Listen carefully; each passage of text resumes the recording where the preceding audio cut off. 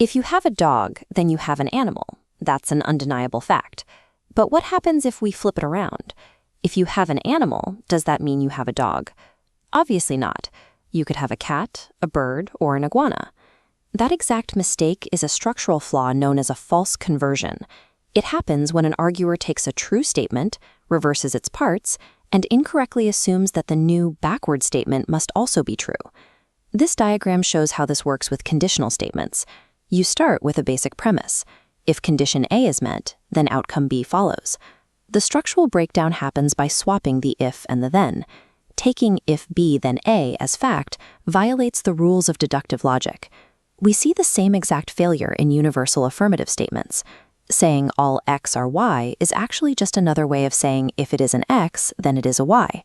So when someone flips the subject and predicate to claim all Y are X, the logic collapses in the exact same way. The danger here is that reversed statements can occasionally sound plausible in casual conversation, but logical validity requires structural proof, and simply flipping a true premise will never guarantee a true conclusion. Let's look at how this structural flaw creates unverified empirical claims in the real world. This text layout shows a common argument regarding drug use. If someone is a heroin addict, they started by smoking marijuana. Let's assume that premise is entirely true. The error occurs the moment the arguer flips it, concluding that if someone smokes marijuana, they will inevitably become a heroin addict. That reversed conclusion fails because it describes an entirely different empirical scenario. The first claim looks backward at the past behavior of a highly specific group. The second claim attempts to predict the future outcome of a completely different, much larger group. Those two distinct scenarios require two separate sets of data. Taking the structure of a sentence and mirroring it does not duplicate the evidence needed to prove it. When you accept a reversed claim without demanding new, independent data, you allow completely unsupported assumptions to masquerade as verified facts. This flaw frequently appears in ideological debates. Look at this standard form argument.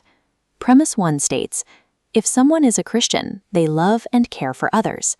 The arguer then concludes, therefore, if you love and care for others, you must be a Christian. Pause the video for a moment. Look closely at the standard form block.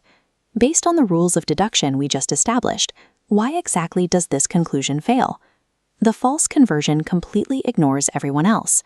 As this diagram shows, being a Christian might be one sufficient condition for loving others, but it is not a necessary condition.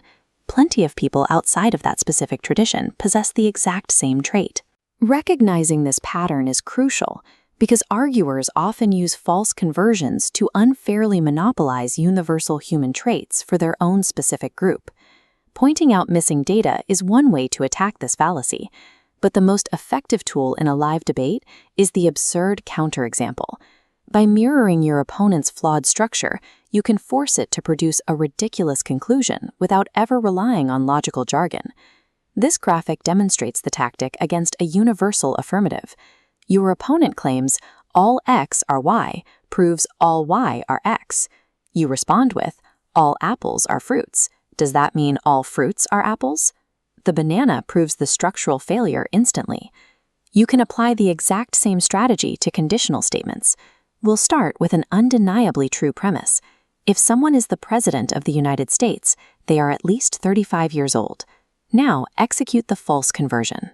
If you flip the conditions, you claim that simply turning 35 years old automatically makes you the commander-in-chief. Keep this summary graphic in mind. If A leads to B, that does not mean B leads to A, and all X being Y does not mean all Y are X. When you encounter someone treating those statements as equals, deploy your absurd counterexample. Creating an absurd comparison forces an opponent to visually and logically recognize that their flipped claim does not hold up. It exposes the structural flaw and shuts down the unverified assumption on the spot.